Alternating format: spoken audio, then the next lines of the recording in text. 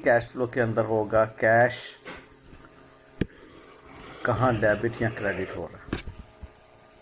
ठीक है, अगर ये फोकस आपने लूज कर दिया तो गड़बड़ हो जाएगी। ठीक है, तो हमने देखना ये है कि हमारे पास जो ये एक एग्जांपल है, इस एग्जांपल में उसने हमें ओपनिंग और क्लोजिंग बैलेंसेस दिए हुए हैं शेयर कैपिटल के और शेयर प्रीमियम के, और cash obtained from issuing shares during the year. अब हमें कैलकुलेट ये करना है cash obtained during the year आपका क्या है बाय इशूइंग शेयर्स। ये नीचे चूंकि एग्जांपल है इसलिए नीचे सॉल्यूशन भी हुआ होगा, मैं इसको अपने अंदाज से आपको सॉल्व करके देना चाहूँगा, इसलिए आप नीचे के सॉल्यूशन को भले ना देखिए। आप ये जो इसने प्लस माइनस के ज़रिए से किया हुआ है वो भले ना देखिए, वो बाद में हम देख लेंगे। मैं आपको डेबिट एंड क्रेडिट के ज़रिए से ही बातें आगे लेके चलना चाहूँगा। अब आप देखिए इक्विटी की नेचर क्रेडिट है, कैपिटल इक्विटी का एक अकाउंट है, ओपनिंग बैलेंस क्रेडिट साइड पर लिखा और क्लोजिंग बैलेंस उसका डेबिट साइड पर लिखा। बैलेंसिंग फिगर हमें मिल गई यहाँ पर जो कैश लिखा जाएगा। अब इसकी अकाउंटिंग एंट्री क्या है कि कैश डेबिट हो रहा है और कैपिटल क्रेडिट हो रहा है। इतनी सी आपने अकाउंटिंग सेंस इसमें इन्वॉल्व करनी है। प्रीमियम, अब प्रीमियम भी क्रेडिट नेचर का अकाउंट है, ओपनिंग बैलेंस क्रेडिट साइड पर लिखा, क्लोजिंग बैलेंस यहाँ से आपने 1100 पिक किया, डेबिट साइड पर लिखा, और ये बैलेंसिंग फिगर है। हमें मालूम है कि अगर कुछ ना बताया गया हो तो कैपिटल में और प्रीमियम में इंक्रीज हमेशा जब शेयर्स इशू होते हैं तो की जाती है। लिहाजा हमारे शेयर कैपिटल और शेयर प्रीमियम में जो इंक्रीज है वो कैश को डेबिट करने से होगी। यहाँ तक मेरे किसी बच्चे के जहन में अगर कोई सवाल उभर रहा है तो प्लीज़ पूछ ले, ताकि पूरी क्लैरिटी के साथ फिर हम आगे चलें। जी बच्चों, नो सर, क्लियर है। गुड।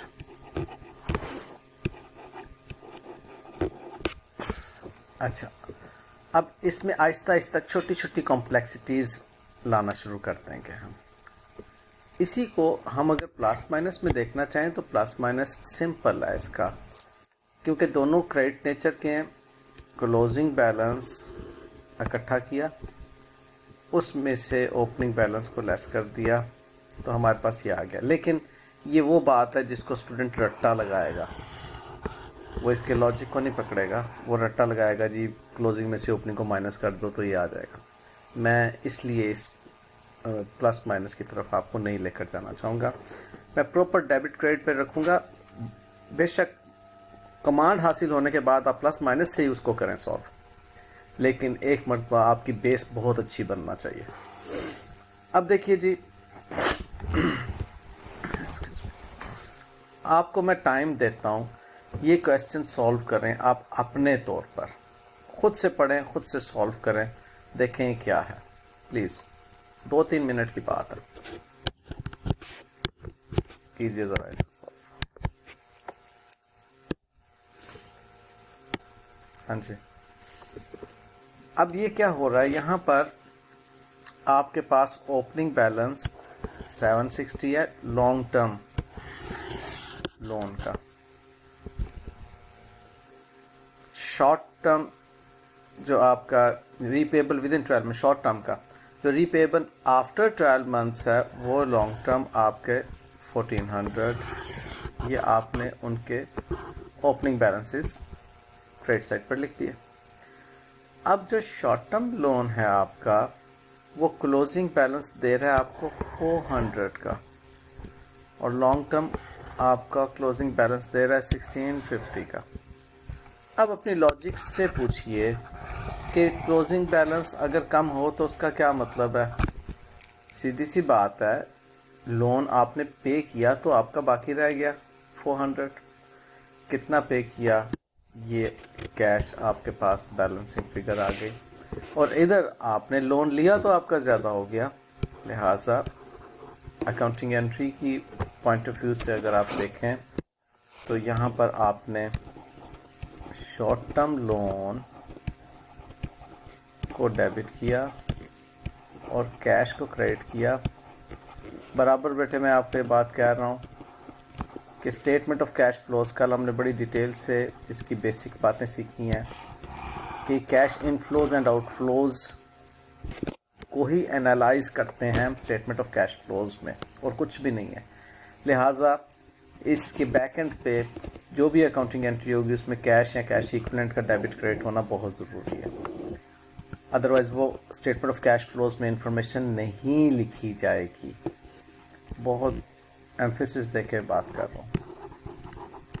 कैश आपका डेबिट हो रहा है और आपके लॉन्ग टर्म लोन क्रेडिट हो रहे हैं 250 से।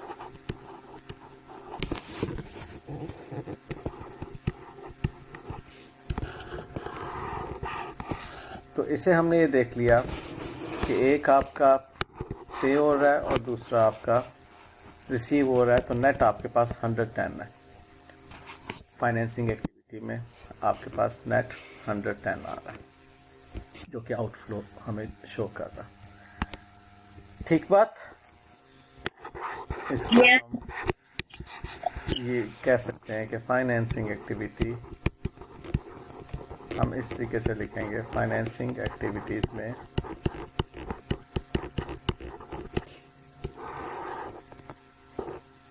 दोनों बातें अलग अलग लिखी जाती हैं। लोन टेकन अलग लिखेंगे,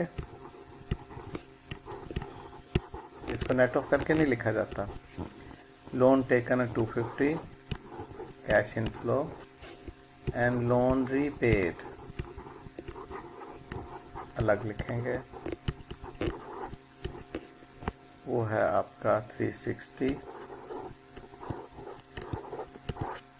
और एंड पर आप लिखेंगे net cash outflow, net outflow. ये भी हम जब कंप्लीट क्वेश्चन करेंगे तो उसमें आपको मज़ीद हेल्प मिलेगी इन छोटे छोटे कॉन्सेप्ट को अच्छा समझने की वजह से।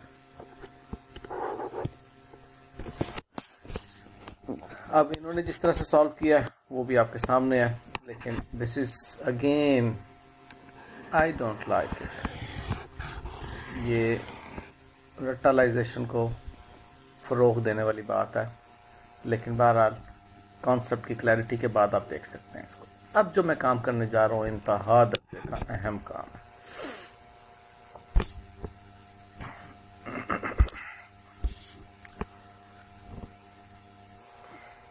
इस क्वेश्चन को मैं नहीं पढ़ूंगा, फिलहाल आप खुद से पढ़ेंगे और खुद से सोचेंगे कि क्या हुआ और कहाँ पर क्या कैसे करना है। इसको मैं सिर्फ आपके सामने 2 मिनट के लिए पॉज कर रहा हूँ, खुद पढ़ें।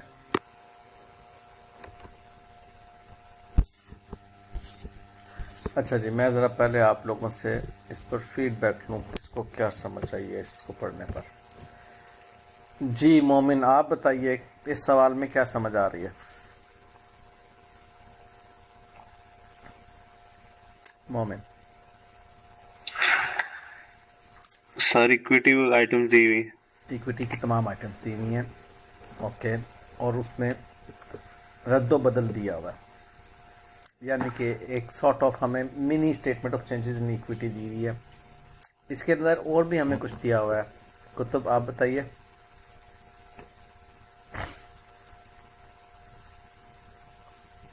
इक्विटी के अलावा और क्या दिया हुआ है? दिया हुआ लोन लायबिलिटीज दी हुई है, गुड, बोरोइंग्स दी हुई है। अच्छा, अब ये हमें मालूम हो गया कि फाइनेंसिंग एक्टिविटी में जो दो इम्पोर्टेंट हेड्स आते हैं, इक्विटी और लायबिलिटी, वो दोनों इस सवाल में दिए हुए हैं।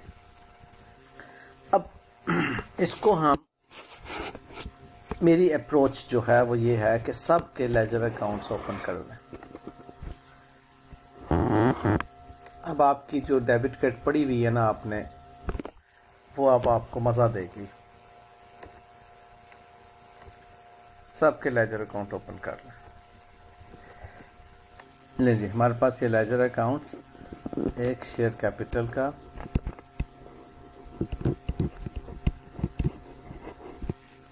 दूसरा लेजर अकाउंट शेयर प्रीमियम, तीसरा लेजर अकाउंट जो कि इंतहाई टेक्निकल लेजर अकाउंट है, रिटेन्ड अर्निंग्स। अब ये इसकी जितनी भी टेक्निकलिटी है वो माशाल्लाह से आप पीछे पढ़ चुके हुए हैं। रिटेन्ड अर्निंग्स को आप रिटेन्ड अर्निंग्स को ज़रा मुझे थोड़ा सा बताएं कि किस किस टॉपिक में पढ़ चुके हुए हैं शहरयार। रिटेन्ड अर्निंग्स को कहाँ कहाँ पे पढ़ चुके हुए हैं? ओनर इक्विटी में सर पढ़ा था हमने, शाबाश। Statement of changes in equity में हमने पढ़ा था, और सर रेशो में पढ़ा था, रेशो में पढ़ा था। एक्सीलेंट। और सर आईएएस में कहीं कहीं जहाँ पे जिक्र होता है रिवैल्यूएशन सरप्लस का, वहाँ पे इसका जिक्र। एक्सीलेंट एक्सीलेंट, माशाल्लाह, शाबाश, यही मैं सुनना चाह रहा था। बस आप लोगों को अंदाज़ा है कि रिटेन अर्निंग जहाँ पर भी कहीं डेबिट क्रेडिट होता है वो सारा का सारा डेबिट क्रेडिट यहाँ पर अब हमने मैनेज करना है, और हमने फिर देखना है कि जी उसके अंदर कैश फ्लो की आइटम कौन सी है। ज़रा मुझे अब्बास आप बताइए, रिटेन अर्निंग से मुतल्लक कैश फ्लो की आइटम कौन सी होती है? सोच के बताइए।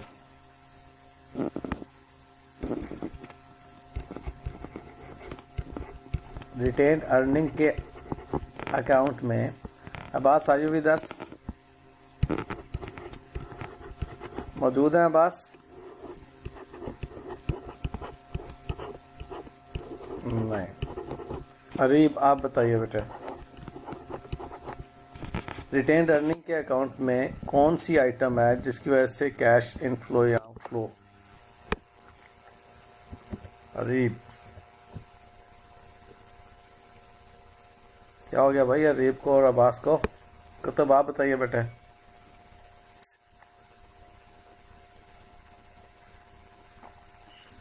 Sir I guess retained earnings में क्योंकि प्रॉफिट्स होते हैं उनको एज अ डिविडेंड बांटते हैं, शाबाश, तो उससे एक्सीलेंट, कैश आउटफ्लो होता है। एक्सीलेंट।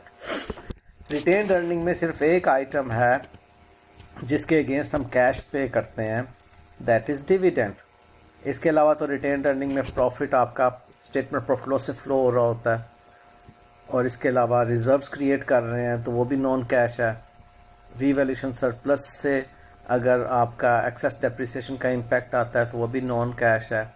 तो कैश आइटम सिर्फ डिविडेंड होती है। अब बड़ी होशमंदी के साथ मैंने जो आपको कहा है कि हमने देखना है कैश का डेबिट या क्रेडिट, ये समझ लो कि आपकी जितनी अकाउंटिंग आपने अभी तक पढ़ी हुई है ये उसका निचोड़ है स्टेटमेंट ऑफ कैश फ्लोज, इसलिए बहुत महारत के साथ इसे करना है आपने। हमारे पास शेयर कैपिटल का ओपनिंग बैलेंस। अच्छा, एग्जामिनर बाज़ का स्टूडेंट्स की अटेंशन देख रहा होता है, बिगनिंग बैलेंस कभी लेफ़्ट पे कभी राइट पर रख देता है, इसलिए इसको बड़ी अपने तवज्जो से देखने के बिगनिंग बैलेंस हमारा कहाँ पड़ा हुआ। ये बिगनिंग बैलेंस है, ब्रॉट फॉरवर्ड, उसके अपने हेड में रुपीज़ इन 1000 हम ले रहे हैं, ठीक है, सब रुपीज़ इन 1000 हम लेंगे। इसको आपने पहले डिफाइन कर देना। कैरी फॉरवर्ड आपके पास 500 और यहाँ पर ये आपका 100 कैश इनफ्लो है, ठीक है। मैं अब अकाउंटिंग एंट्री पास नहीं कर रहा, हाईलाइट कर रहा हूँ। अब आपको अंदाज़ा है इसकी अकाउंटिंग एंट्री में कैश डेबिट हो रहा है, कैपिटल क्रेडिट हो रहा है। Share premium, share premium calculator अपने ज़रा रेडी रखें बेटे। 275 और क्लोजिंग 615 जी। कैश कितना बेटे इसमें? 300 है, 340 ये इसमें कैश आ गया जी प्रीमियम। अब रिटेन्ड अर्निंग, रिटेन्ड अर्निंग का बैलेंस ओपनिंग हमारे पास 390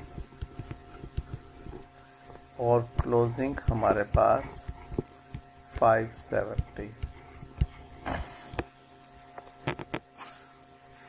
180 नहीं, अभी ठहर दो, अभी ठहर दो। लोन रीपेएबल हमारे पास ओपनिंग 600 और क्लोजिंग 520 और शॉर्ट टर्म हमारे पास ओपनिंग 80 और क्लोजिंग 55। एग्रीड। अच्छा, अब उसने एक और इंफॉर्मेशन दी हुई है, profit made was 420 for the year after tax. मुझे बताइए इस 420 की अकाउंटिंग एंट्री क्या होगी? ये होगा जी स्टेटमेंट ऑफ प्रॉफिट और लॉस डेबिट, वहां से ये निकलेगा और रिटेन्ड अर्निंग को इंक्रीज करेगा। ठीक है ना? यस ये सर। नॉन कैश आइटम है, स्टेटमेंट ऑफ प्रॉफिट लॉस में से निकलेगा और रिटेन्ड अर्निंग को इंक्रीज करेगा। तो यहाँ पर इसे आपने लिखना है प्रॉफिट आफ्टर टैक्स, हमारा आ रहा है स्टेटमेंट ऑफ प्रॉफिट और लॉस से, यहाँ पर आ रहा है 420। ठीक बात। अब पूरे क्वेश्चन में और कुछ नहीं गिवन, कोई हमने रिजर्व्स नहीं क्रिएट किए, कोई एक्सेस डेप्रीसिएशन नहीं है, तो इट मीन्स कि अब हमें यहाँ पर इसकी बैलेंसिंग फिगर तलाश करना होगी, विच इज, बताओ अरुष? 240। 240। और बाकी बच्चे मुझे अपना कॉन्फिडेंस दें कि समझ आई है या नहीं। यहाँ पर कर लिया। शाबाश। ये तो क्लियर है। ये डिविडेंड हमने पे किया कैश में। ठीक है, ये अमाउंट आएगी 240। This is our balancing figure. मैं भी इस तरह से करके डाल देता हूँ आदतन। ये कोई कन्वेंशन नहीं है, ये कोई रूल नहीं है, ये कोई प्रिंसिपल नहीं है जो मैं रेड से इस तरह से लिख रहा हूँ। ये सिर्फ मियां अहमद फरहान की आदत है। ठीक है, आप चाहें अपनाएं चाहे ना अपनाएं, ये बिल्कुल भी कोई ऐसी बात नहीं है कि आपने ये मेरी सुन्नत पे अमल करना है।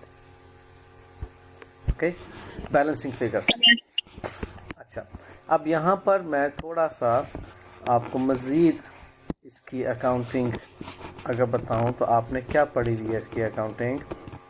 आपने ये पढ़ी हुई है कि जब भी डिविडेंड या ड्राइंग्स की एंट्री होती है आप उसको डेबिट करते हैं, डिविडेंड या ड्राइंग्स। बचपन की अकाउंटिंग एंट्री है, कुछ भी इसमें मुश्किल नहीं है। डिविडेंड्स या ड्राइंग्स आप डेबिट करते हैं और कैश को क्रेडिट करते हैं।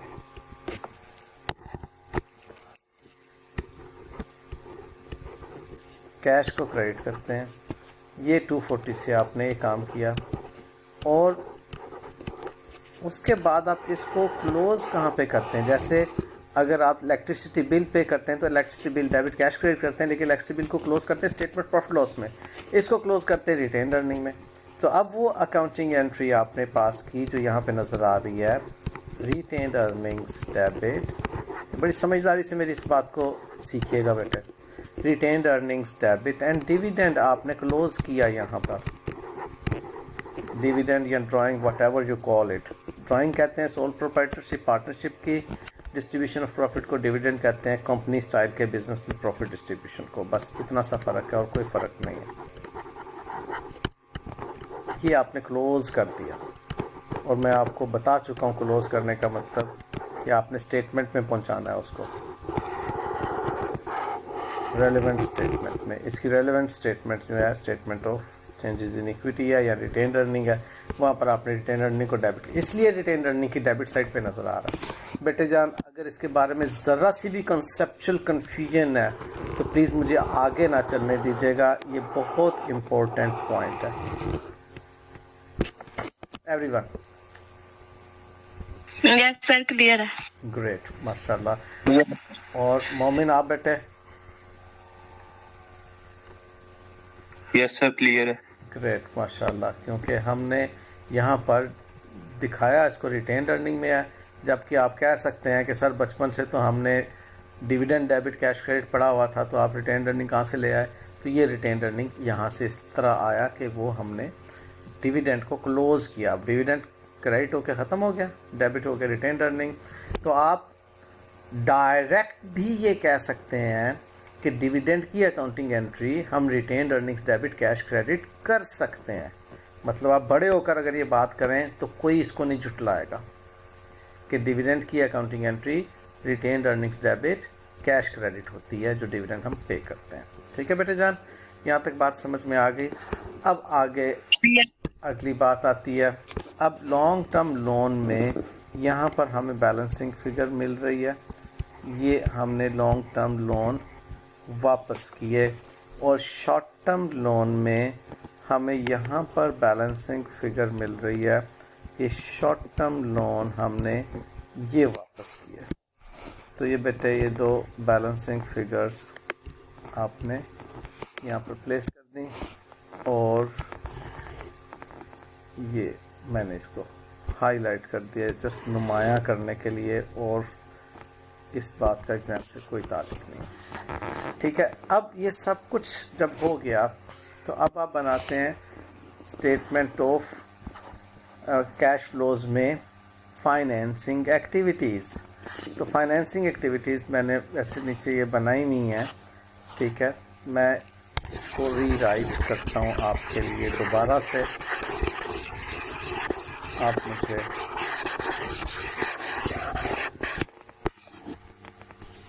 साथ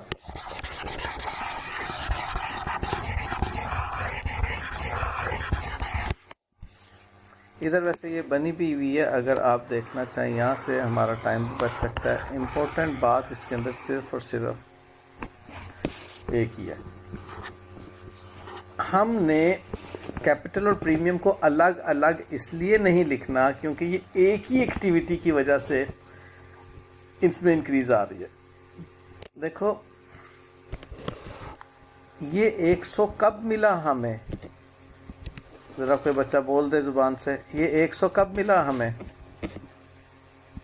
जब हमने शेयर कैपिटल सेल किया, इशू किया, तो उसी वक्त प्रीमियम मिला ना। इसके अगेंस्ट अकाउंटिंग एंट्री क्या है? Cash debit 440, share capital credit और शेयर प्रीमियम क्रेडिट। ठीक है, यस, तो हम इसको एक ही एक्टिविटी कहेंगे, इसको हम दो अलग अलग बातें नहीं कहेंगे। ये हमारा 440 से कैश जो डेबिट हो रहा है उसमें कैपिटल 100 से और 340 से प्रीमियम।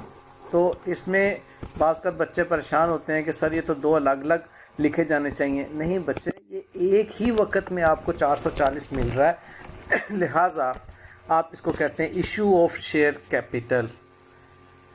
ये यहाँ पर इशू ऑफ शेयर कैपिटल इकट्ठा 440 आपने लिख देना।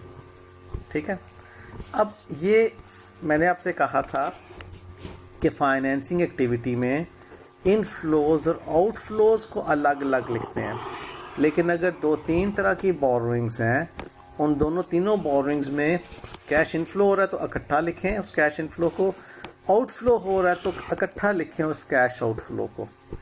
ठीक है, क्योंकि अलग अलग नहीं हम अब इसे कहेंगे, हम ये कहेंगे कि ये कैश आउटफ्लो है। 5 तरह के लोन्स मैंने पे किए हो इस साल के दौरान में, मैं उन सबको इकट्ठा करूँगा और कहूँगा कि जी मैंने टोटल लोन इतना पे किया। तो ये 105 का कैश आउटफ्लो हो रहा है, कैश आउटफ्लो 105। तो ये आपने यहाँ पर 105 कैश आउटफ्लो इकट्ठा लिख दिया। अब डिविडेंड पेड, जैसे हमने यहाँ पर वर्कआउट किया था, ये 240 का डिविडेंड पेड, ये आपने यहाँ पर लिख दिया। तो आपके पास ये फाइनेंसिंग एक्टिविटी में net cash inflow from financing activity आपने बाहर से निकाल के लिख दिया। मुझे बताओ बेटे जान, यहाँ तक के कॉन्सेप्ट क्लियर है? Yes. ओके ये सर क्लियर। अच्छा, यहाँ पर ना अब आपकी बुक में उन्होंने वो जो सोल प्रोप्राइटरशिप के लिए मैं बात कर रहा था कि ड्राइंग्स की टर्मिनोलॉजी यूज़ होती है, वो यहाँ पर उन्होंने इस बात को भी लिख दिया कि सोल प्रोप्राइटरशिप के अंदर आप किस तरह से इस बात को वर्कआउट कर रहे होते हैं, क्योंकि